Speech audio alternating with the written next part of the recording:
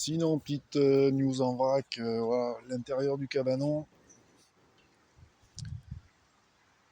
bon, c'est pas grand, ça fait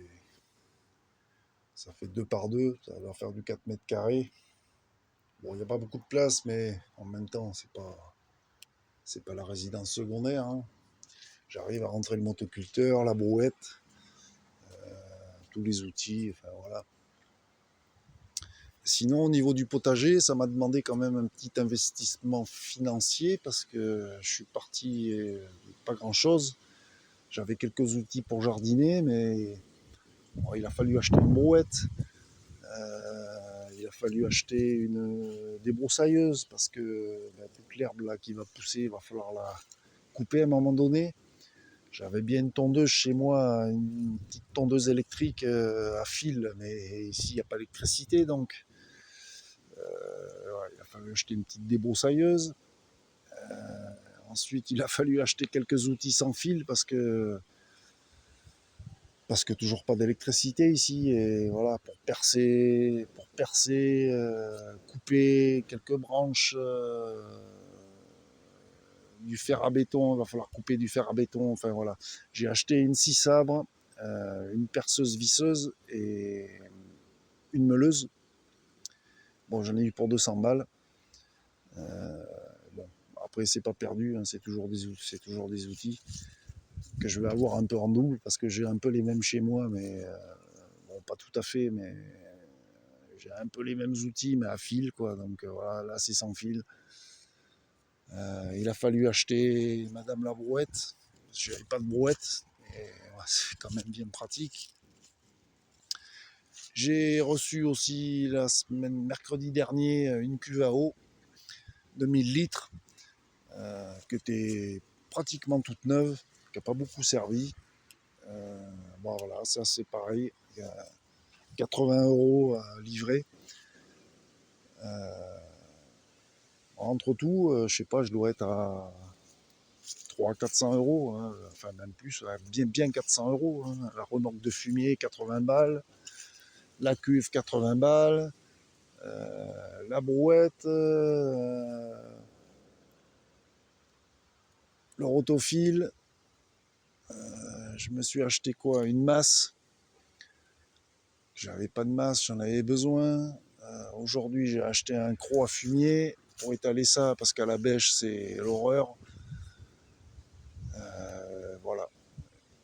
Là, je pense que samedi prochain, je vais aller acheter ces fameux pets de kiwi. Je vais étaler ce fumier, étaler la paille, et puis voilà, déjà, ce sera pas mal. Sinon, qu'est-ce que j'ai semé? J'ai reçu mon ail éléphant. J'ai reçu des bulbis d'ail éléphant là. J'ai acheté ça sur internet. Je me rappelle plus le site internet sur lequel je l'ai acheté, mais je vous donnerai les coordonnées pour ceux que ça intéresse. Donc l'ail éléphant, qu'est-ce que c'est? C'est une variété d'ail oriental qui produit des gousses qui vont jusqu'à 1 kg. Bon, j'en espère pas tant. Si j'arrive à faire déjà des gousses de 300-400 grammes, je serais content. Mais bon, c'est énorme.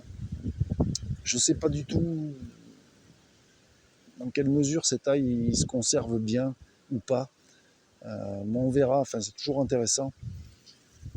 Donc j'ai planté des bulbis d'ail un peu à l'arrache. Je les ai plantés entre le cassis, les groseilliers, tout le long là, j'ai mis une dizaine de bulbis. Alors ces bulbis, si elles poussent au printemps, déjà ces bulbis, il faut qu'elles aient au moins 6 semaines de froid avant de pouvoir germer. Donc c'est pour ça que je les ai mises à l'automne. Si je les avais mises au printemps, il aurait fallu que je les mette au moins 6 semaines au frigo.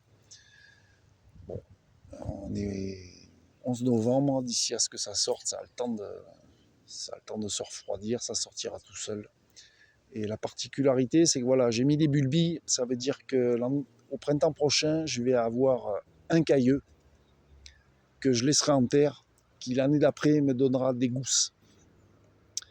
Et à partir des gousses, je pourrai je pourrais le multiplier. Mais bon, là, il y en a pour 2-3 ans avant de pouvoir vraiment récolter, quoi.